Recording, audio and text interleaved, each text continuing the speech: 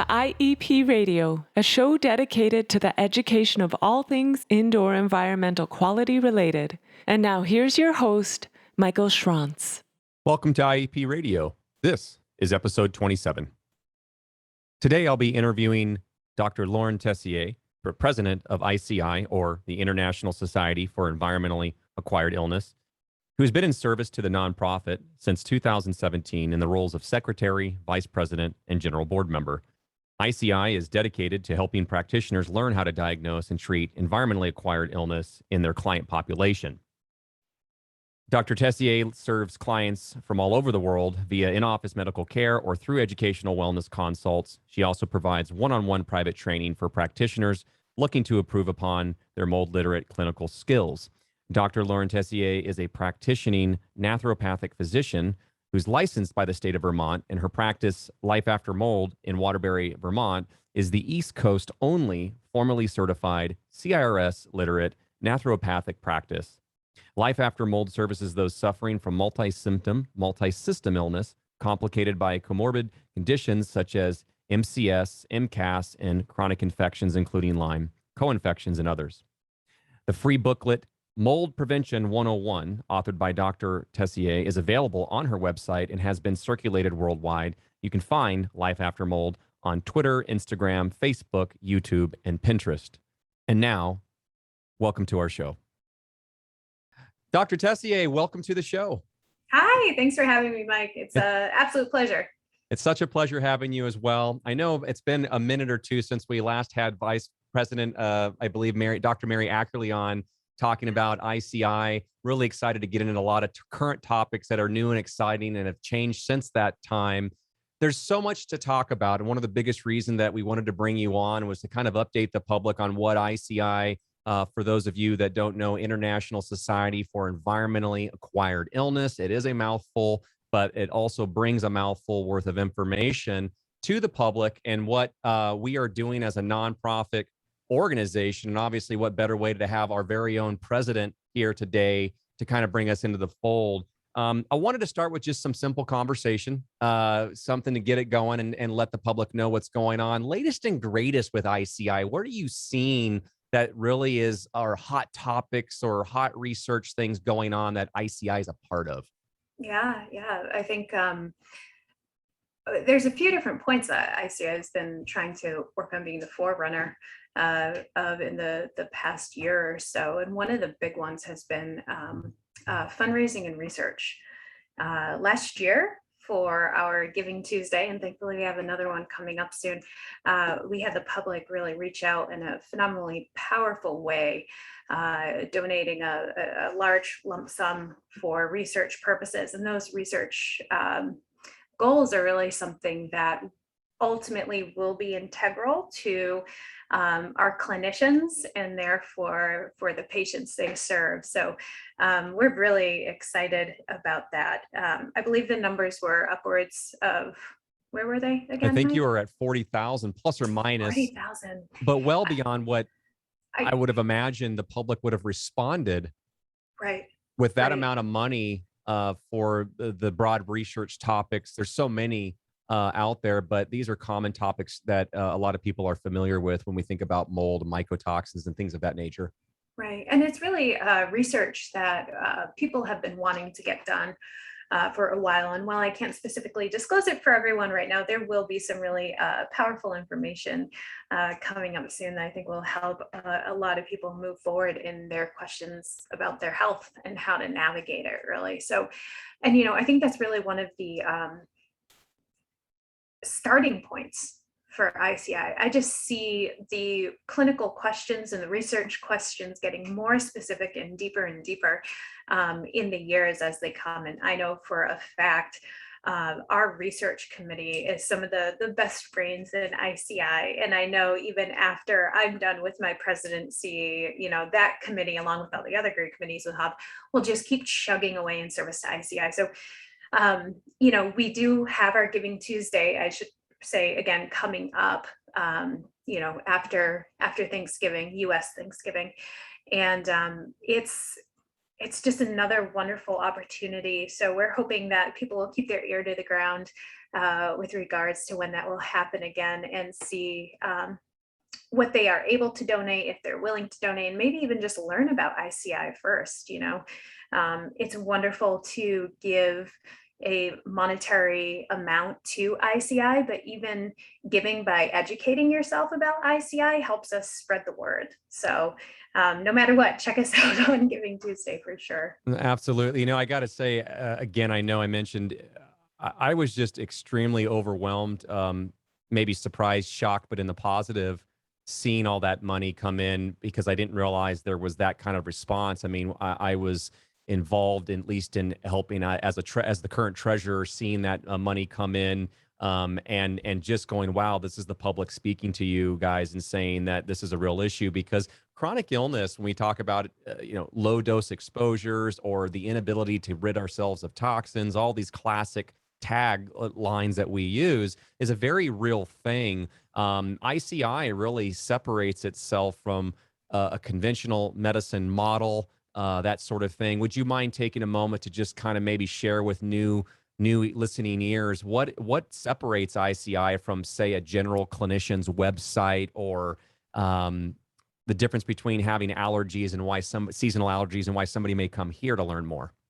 Sure, sure. So before maybe I do that, I really want to reiterate on the fact, while we're talking about money this, money that, ICI is a nonprofit, and everyone working for the board is working, out of their heart and their generosity. So I think sometimes people hear the concept of money in healthcare and they get a little, oh, what is this? But we're a nonprofit. We were established in 2017 and was really created out of a want to bring more attention to how the environment can really underscore the start and the cause of complex chronic illness. And so, a lot of us really started out from a mold perspective of how the indoor built environment can cause these issues. But along with that, we've really brought on other things that kind of coexist, because no health issue really exists in a vacuum. And I always tell my clients there can be more than one thorn in the lion's paw, right? The old story of the lion and the mouse. And so while our backbone is really the indoor built environment, mold illness, sick building syndrome, water damaged buildings, whatever you may call it, on whatever day you're encountering it. Along with that also comes, well, what's happening with chronic heart disease in the indoor built environment? What's happening with Lyme in the indoor built environment? What is happening with any pretty much symptom in the body in the interface of the built environment? So, how we differ really is that we are trying to actively create a dialogue that helps to underscore connections that might not really be clear the first time around. We Potentially have lost in the conventional model, maybe? absolutely lost in the conventional model. And there's a time and place for everything, right? Not to poo-poo the conventional model. Not at all. When you need a hip replacement, you need a hip replacement. When you have an asthma attack, and when you need an EpiPen, you need an EpiPen. But we're really working to try to I keep having this mental image of like a flower blossoming or a lotus blossoming, this opening of this really complex and intricate topic, of which we understand we're only just starting to dip our toes in, even for those of us who have been in this field for so long. So I think a lot of our movement forward with regards to the environment and complex chronic illness and how they kind of intersect doesn't come out of a place of, hey, we know it all. This is the thing. This is what we're doing. Pay attention to it. It's more, hey, let's investigate this together, because there's something here, and let's talk about this and see if we can help some people while we do it. And I want to interrupt you on that, just because that part resonates with me. Even in my own experience as an environmental professional, so I'm looking at more of the environmental piece, the building, not working as a doctor, not playing clinician, but working with them, is that there are some people, some organizations that I feel maybe it's out of fear, maybe it's out of greed and wanting to sell something, maybe it's just ignorance. I'm sure there's a good explanation.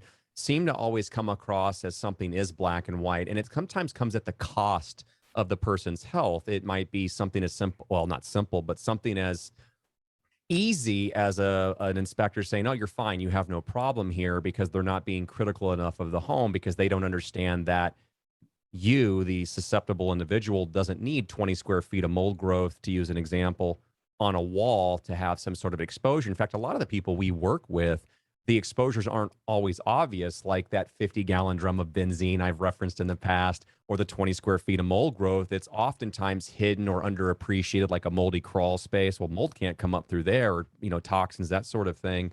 Is that there's also this issue with pride and ego in some communities and groups where you can't be challenged. How dare you ask this question, or that you don't feel comfortable knowing that you don't have the answer to everything, is where ICI is like literally the opposite. It's the yang to that yin, where people are able to come in and say, you know what, we don't know this. That's why we want to bring the brightest minds together. We want to have a dialogue, because you're right, it's not black and white. If it was black and white, you'd be able to buy the solution online. You wouldn't need to just research this. So I just don't know. I guess what I want to say is I'm proud of ICI because they are a nonprofit really trying to bring consensus with difficult topics and not being afraid to acknowledge that. No, we don't know, but we're going to work hard to figure that out, versus getting some line that something is, in fact, this has to be a problem when maybe it's not, or ignoring another issue that's more complicated. This is the first group I've ever been involved with that has that dynamic. Right, right. And I think that fosters a sense of community. And that's really something that I really want to hold up ICI and honor it for what it does, for its sense of community. But I also want to push ICI and have it grow even more of a sense of community. And I think that humbling to the idea of we don't know everything, it's so important for people to be aware of, especially even clinicians. When you are able to tell a client and you say, I don't know, I'm not clear on that, but I'm willing to learn. I'm willing to go do some research. I'm willing to check with some of my peers, do these things. Will it turn off some clients? Sure. I'm sure there's some clients out there who want the right answer from the right person and they want the clarity, but there are, I would say that the bulk of clients, if you honor them with your sense of vulnerability and your lack of dogmatism, people just resonate with it, and it builds rapport. And I feel like it brings more of a humanity back to the context of medicine, back to sitting with a client and being two people trying to hold space and figuring out what the heck is going on in this moment. So, that's what I really love about ICI, is that there is no dogmatism in ICI. Yeah. There is no black and white. And I really feel that has fostered a sense of community. I think there are some practitioners who do come to us and they want a sense of clarity. They want step A, step B, step C, step D, so on and so forth. But will they find that with us? No, not necessarily, but will they find kind of guide ropes, I keep picturing like Tarzan swinging through the jungle, like you could grab this rope or this rope, but nonetheless, we're going to help you identify the ropes and which one to grab and maybe at what appropriate time, rather than, the straight shot path of what step is coming after next. So, if people tend to resonate with the concept of an artful practice, where it's able to be applied to their patients, where it's able to be changed, and it's a malleable approach that ICI really works on fostering for people. And I would say it really resonates with our NDs, our DOs, our functional medicine doctors, our DCs, our health coaches. And it's just really, really great to see such a broad swath of practitioners really coming to the table and understanding that clear-cut protocols are one size fits all does not work. Doesn't work. The proof's in the pudding, as they say, and I think we have evidence of that here with this organization. You used the term or the word earlier, appreciate. Those who can appreciate the approach of holistic functional diagnostic. I know there's different terms to describe this approach, but I love the ones where it's like these don't always come with test codes, the conventional model. But is that a lot of times the people that are showing up as patients have already gone down that conventional model without success? That there's a lot of unfortunate truth to that maybe an individual who suffers in some form, whether it's Lyme disease or other sorts of chronic illnesses, that they've gone years before they finally found somebody that's more of this model that can truly help them and make way more progress, Tarzan grabbing the vine, so to speak, than where they were just standing still on a tree going nowhere and feeling very lost. And to the dynamics of the different type, I mean, ICI is still an infant, I think, when it comes to its age, 2017, yet this organization, my understanding, has 500 or more members from a diverse group of disciplines. And I think that's telling, this proof in the pudding of you have chiropractic, professionals working here, nurse practitioners. It's not just some ND type of title, because they're running into the same sorts of symptoms or what that other people are showing and going, this is not right. This is not just that this person needs a back adjustment or something like that. There's more here. So it's a testament to the breadth of the concern about chronic illness and why people are feeling the way they are and how can they get out of that type of an exposure, or how can they improve their bodies to where they're, again, there's so many different acronyms and examples, but your toxic bucket isn't so full. You have more room so you can function. Even professionals. I mean, as again, going back to that comment as an IEP, being able to work with other IEPs, ask questions in confidence and not feel like I should have known the answer, or that I'll be judged, that I can say, well, what do you think about this? It's a necessity, because how can you grow? How can innovation come if you're not challenged, if you're not inspired to ask those questions? I don't know of another organization like this that does it. It's wonderful.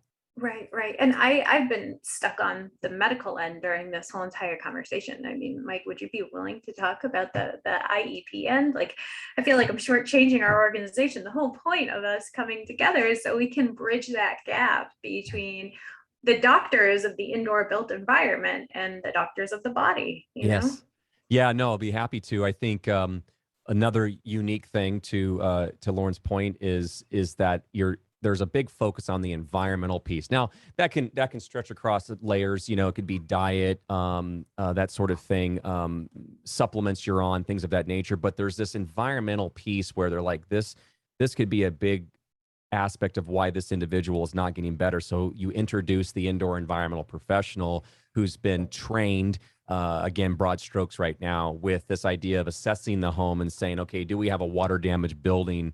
Do we have some off-gassing of chemicals like formaldehyde? Now we have EMF, electromagnetic frequencies, that sort of thing coming into the play, and asking, 150 years ago, not even that, we weren't dealing with the amount of exposure to EMF than we are today. And now you got the advent of 5G and all these other things. And you're wondering, are we just adding to that toxic soup of things, segueing to ICI, being able to bring these different disciplines? We have people that know a lot more about EMF than I do.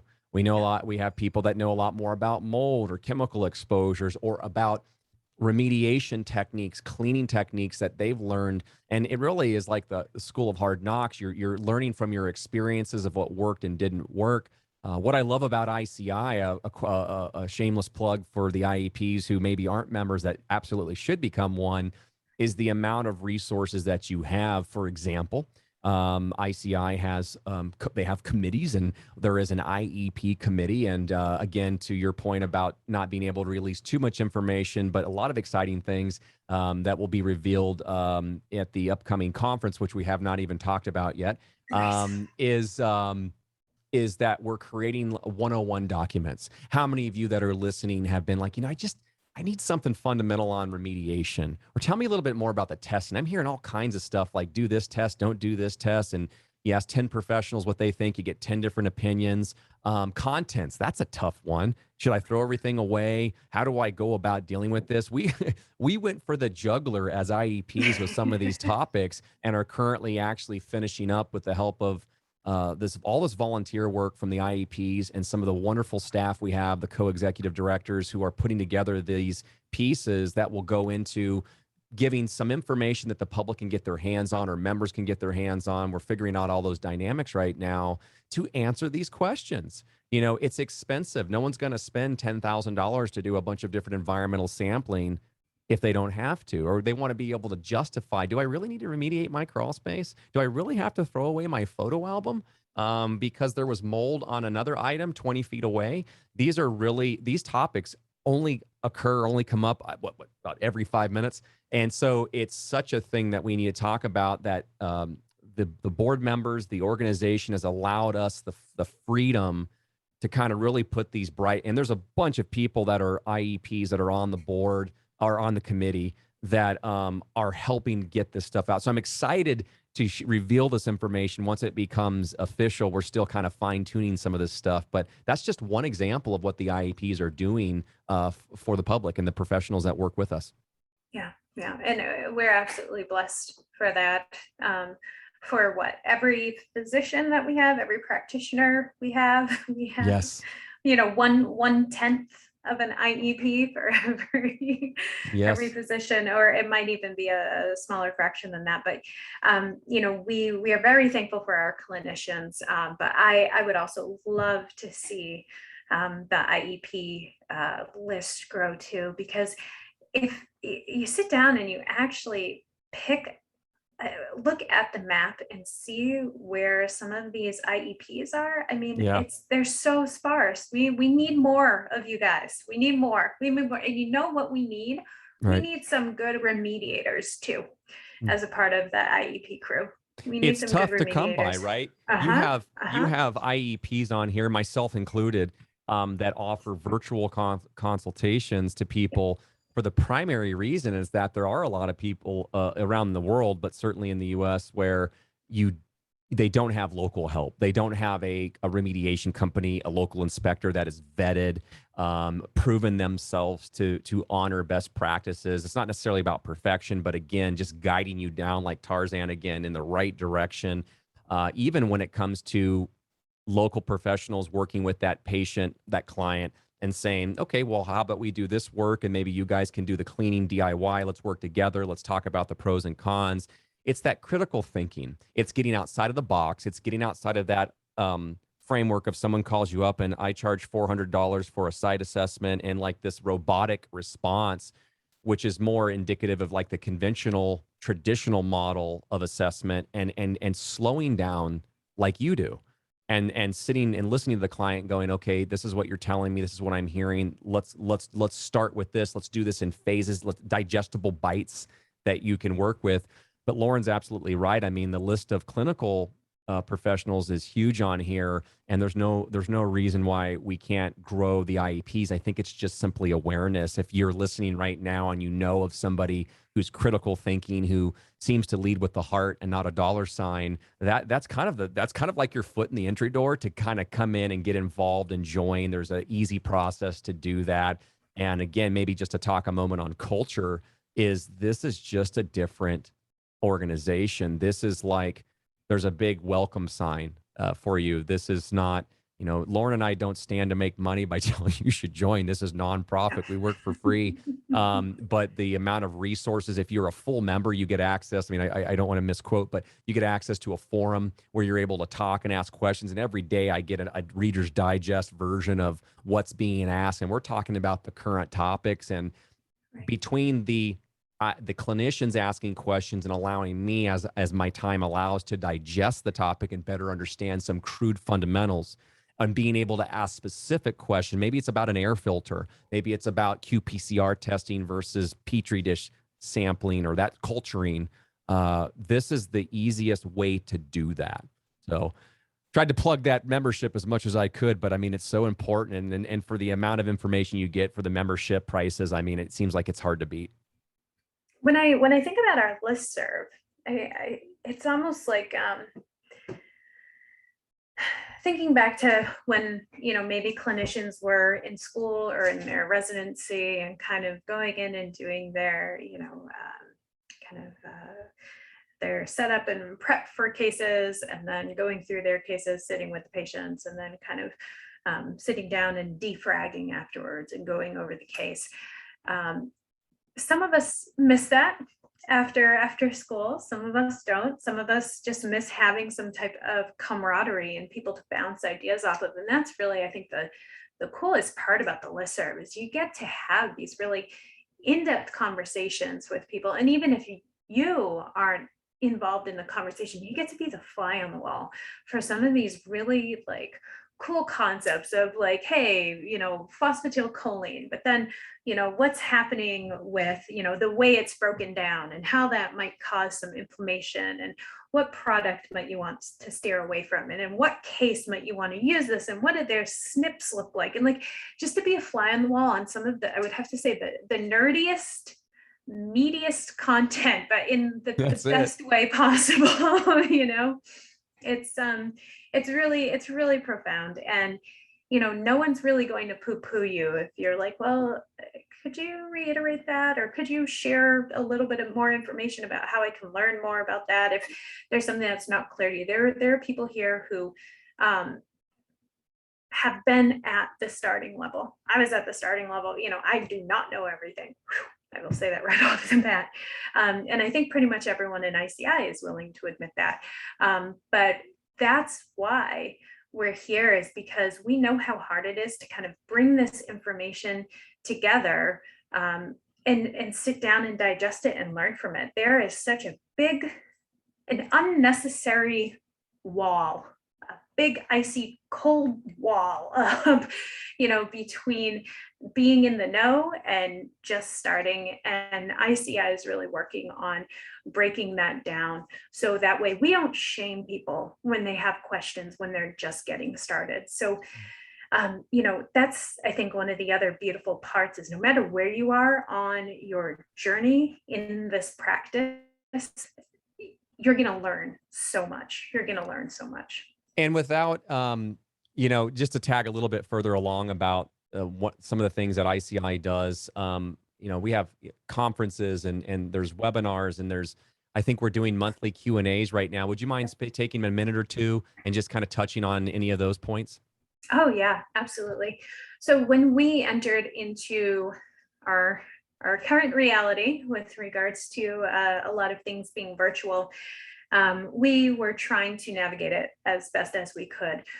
So we, said, well, we have our listserv, but that's always been there. How can we grow this? How can we foster more kind of intangible community? And so one of the ways that we did that, of course, was bringing our conference virtual, and with all of our future conferences, with the possibility of also being virtual. But what we did to kind of bolster that up even more is to bring in Q&A sessions where board members who have, been in practice for quite some time, once a month on Tuesdays, it might change, depending on the month, depending on how people are available. But our board members come in and they'll either have an open Q&A for any of the membership to come and throw questions at them. They might have a little bit more of a presentation to show. But no matter what, the best part about the Q&A is we invite everyone to have their cameras on. So that way you can actually feel like you're sitting in a room and having a dialogue with the person answering, the questions. And Mary's done one, Werner's done one, Jill Carnahan's done one. I'm sorry, I'm using everyone's first name. It's just been really wonderful. And I'm hoping that as time continues, ICI will work to navigate even more ways that we can enhance our virtual community, especially enhancing our international virtual community, because we are an international society after all. Yeah, and we're still growing in that field. I know I've been doing more and more work out of country directly due to this organization and people being able to find us, that sort of thing. Any comments? Is it too early putting you on the spot about upcoming conference stuff? Yeah, no problem at all. Well, I can't really say the particular speakers because we're still working on contracts and whatnot. We have a really great, phenomenal array of speakers, some really big names, and of course, dialoguing about mold, but then also dialoguing about the body's interface with our environment, dialoguing about um, cervical cranial instability and how that might fit into the picture. And so we have that coming up in May of 2022 in Colorado. I believe it's May 18th to 22nd. And we'll also, of course, be having our pre-conference where we kind of give everyone their foundational, so that way they can do that chunk and then hop into the conference and kind of get up to speed on some of the bigger topics. That's going to be another amazing conference, and we've had some absolutely wonderfully dedicated board members involved on that committee, meeting weekly for a period of time, planning that and getting that together. So A lot of work it's going to behind be the another scenes. great one. Yeah. So this will be our third. So yeah, and even our virtual conference last year in the fall of 2020 went well. It went wonderfully well. So Back when we're everybody was more unsure about the technologies working okay and all of these other things, it was relatively smooth. right. It was. We were absolutely blessed on that front, and we were blessed that all the speakers showed and gave their all, and all the exhibitors came and supported us. So we are hoping, because I know it's kind of on the front of everyone's mind, we're hoping, or at least planning for May of 2022 to potentially offer a virtual option. And we are also planning, if things change with any pandemic issues, we do have the option to pivot virtually if need be. So it sounds like no matter kind of what our world throws at us, we will be carrying through with some type of great conference. Hard to 2022. navigate a pandemic. I've seen the challenges firsthand, so applaud the conference committee and all the others that are involved in that process to dodge all of these, or to overcome these challenges. Obviously, looking forward to getting more information to the public as soon as possible once we can do that. But it should be exciting. It's jam-packed. It's been an issue of trying to thin the thing out because it's overpacked, if anything. Yeah. So it's looking forward to that. That's exciting. Talked about the Q&A, been a part of that. That is wonderful. I love it. Nothing's more one-on-one on being able to have that experience and just get to the meat and potatoes of your questions or your concerns. Yeah, that's all great, but here's where I'm at. And being able to talk to somebody who's in the know, or at least as a good authority on a topic that you can feel confident getting that information from. So much available to membership. Real quick, maybe not a lot to talk about, maybe a lot, but on the patient piece, somebody's stumbling, they're working with nobody, they're doing some DIY supplement stuff that they read on someone's blog, or they're working with their clinician who's conventional and just seems to be at a roadblock. Say they stumble upon ICI, where might they be some nuggets? Where would a person go? Help me navigate this patient to ICI so that they can take from it the most amount of resources as possible.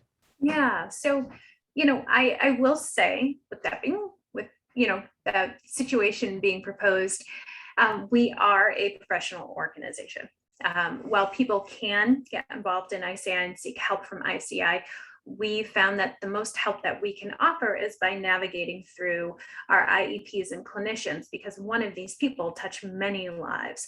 So, at some point, potentially, maybe there'll be more opportunity to offer more resources for the public. However, with that being said, one of the tools that we do have on the ICI website is the Get Help, Find a Professional list, where you can go and do your zip code and kind of see who the heck is in your area when it comes to physicians and IEPs. Some of the other things that we are working towards, again, as Mike mentioned, a good example of this is some of the 101 documents, informational documents that we would like to offer people. So, for example, I believe there might be something in the works for like a one-on-one for remediation. So those tend to be kind of the ways that we can best serve some of the general public. And we also have a very particular type of membership for those folks who do want to support ISEAI and still be involved. It's the non-professional supporter. And, you know, they get to be a part of us and kind of shout from the rooftops that they like, they like what we are doing. And that'll give you an opportunity to have access to a private Facebook group that will sometimes stream different talks and speaking engagements to that public supporter group. A lot of additional helpful links and websites and bits of information on the patient resources tab under the Get Help on the top. So much is here. It's jam packed. And, you know, I tell you, if I went on here, it's always a paradigm, right? It's this rock and a hard spot where you're overwhelmed as a patient. You don't have the bandwidth, don't want to have the bandwidth to learn everything, have a hard time maybe struggling with the payment, the cost of working with good help to help you. ICI deals daily with that struggle. So we try to offer you both. We'll give you as much as we possibly can in a responsible manner that you can clearly access and learn more. It might be a data dump overload, but here you go. Right. But then on the same hand, going back to that Get Health page, you can do that. You can just click on there and see if you have somebody in your area. I don't know the particulars of telemedicine or telehealth now and how that has changed maybe to the advantage of a patient today versus 5 years ago, but that might even expand the options. Say you live in Podunk, Montana, although we do have representation in Montana, not to pick on, I know who that is too. Our wonderful secretary. That's right. Yeah. But like, you know, you don't have to feel like you're alone necessarily. You have a lot of resource potential. Lauren, again, ICI is just starting out. We're growing it. Sometimes it feels at an overwhelming pace. If you had it your way, where do you want to see ICI going, touching, impacting, diving into new sectors? If you had it your way, where would you steer this ship? This is a loaded question. Yeah, you know, for people who don't have eyes on this, it's a very pregnant pause and a loaded smile. That's so fine. You're allowed to do that. Yeah, I have some really big picture things that I'm hoping to work on. It might not occur during my presidency. It might be something that happens in the years to come. So while the biggest thing in my heart that I have might not be happening right now, I think that some of the bigger things that we hope to see ICI involved into is to really be a reliable source of independent research regarding this field. Yes. And we know that that's already in the works. And again, you know, the unbelievable support from Giving Tuesday last year is what really made that possible. And I can only imagine just what we can do with, you know, continual funding to really help support patients and help support clinicians.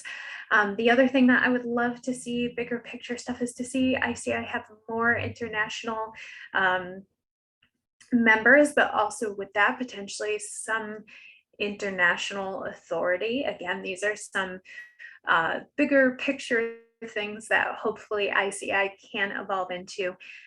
You know, I think people might hear me say this and they're like, well, what is she talking about? And if you've ever been involved in a nonprofit, well, it's powerful and beautiful, but there's so many moving pieces.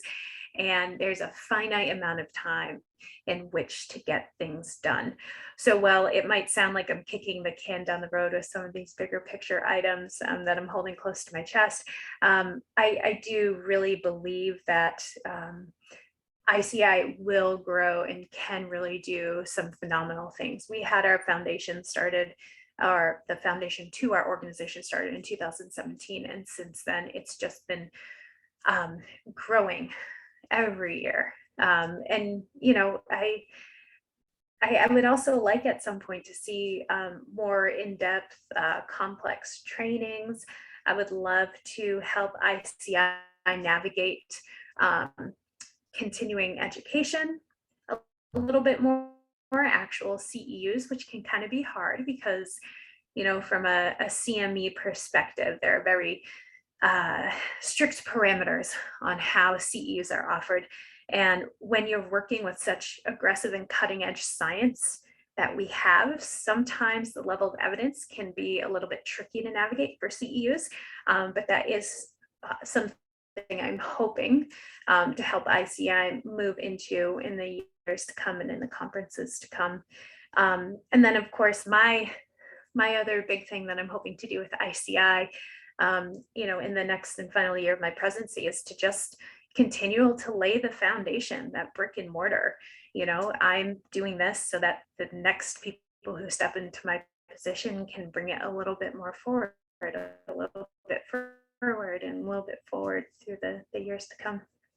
The topic you brought up of creating, you know, whether it's a regulation or standardization, some sort of an authoritative document, sits really well with me. It starts with bringing the minds together, which clearly ICI is already well on their way, finding consensus and then going through the motions and the pains to find the consensus in a world that's complicated. It's complex, but being able to do that, I can totally see that happening in some respects. We're already chipping away at the beginning side of it, whether it's through the 101 documents or it's the research and development, the R&D stuff that's going on right now. That has been a really exciting thing for everybody involved. It sounded like everyone got excited like they're going to Disneyland when we realized the potential, what this can do, again, all to give back to the community.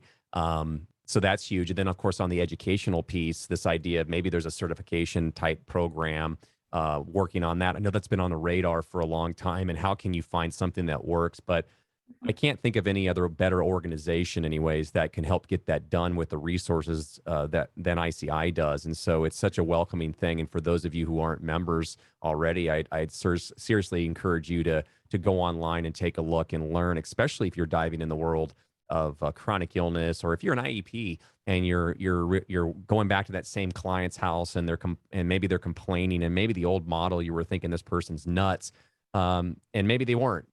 Maybe that person did have an underlying issue, and you even have some resources that you can share with them. You know, maybe you should get a second opinion and not from a conventional doc. Again, everyone has a role to play and they serve great roles, but this is a great place to go.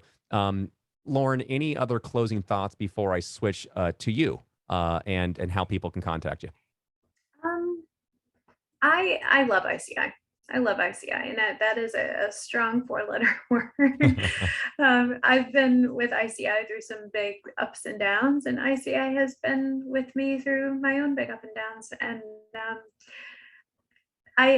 it's been so inspiring to be a part of something so much bigger than myself, and to see it succeed in such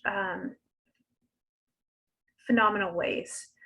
And I really, really hope that ICI continues to grow its community, to grow its sense of connection, to grow its sense of humility, and to grow its sense of just, you know, humbling itself to the question of what is happening for people with chronic health issues.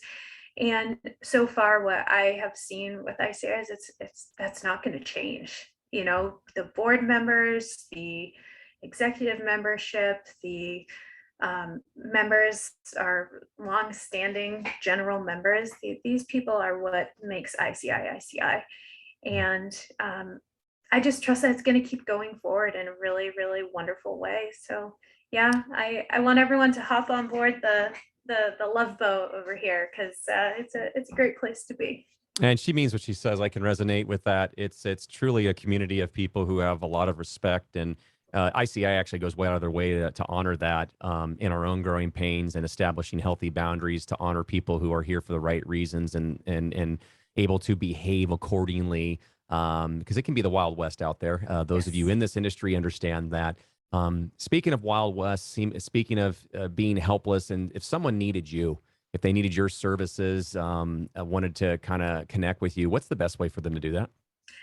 Sure. So I do have a website. It's lifeaftermold.com.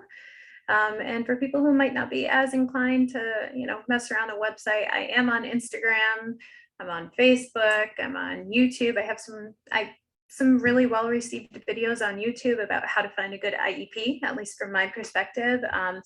The connection of multiple chemical sensitivity and mold illness, the list goes on there. And then I'm playing around with TikTok. We'll see. We'll see. Boy, you're on all the social media Oh stuff. my gosh, I don't have the time.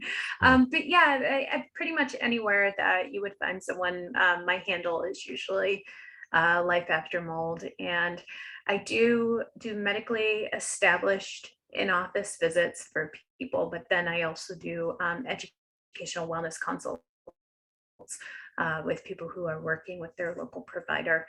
And so, yeah, it's been great, and I'm really helpful to be able to help people in kind of my own flavor and in my own lane. So, Life After Mold is where you guys can find me Right on. everywhere. Yeah. Well, thank you so much, our current president of ICI, Dr. Lauren Tessier, for taking the time to kind of navigate and educate, update some of the latest and greatest and new exciting things about ICI. A lot, it seems like we talked about its culture and the glue that holds us together. Thank you so much for taking the time to join us today. Oh, thank you so much, Mike. It means the world to me. I hope you have a great day.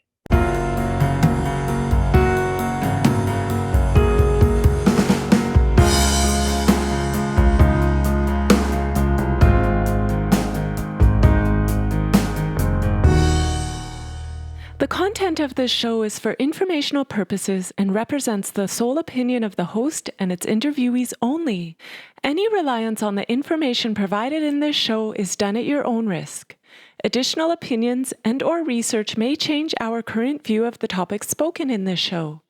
We do our best to minimize any inaccuracies presented and make legitimate efforts to back all comments with our own field experience, independent literature, or studies that support the topics discussed. This information should not be used to make conclusive decisions regarding your health or exposure. Ultimately, all questions and/or concerns regarding your health should be addressed by a qualified physician. Additional exposure concerns and/or questions pertaining to the health of your home or building should be addressed by qualified and on-site professionals.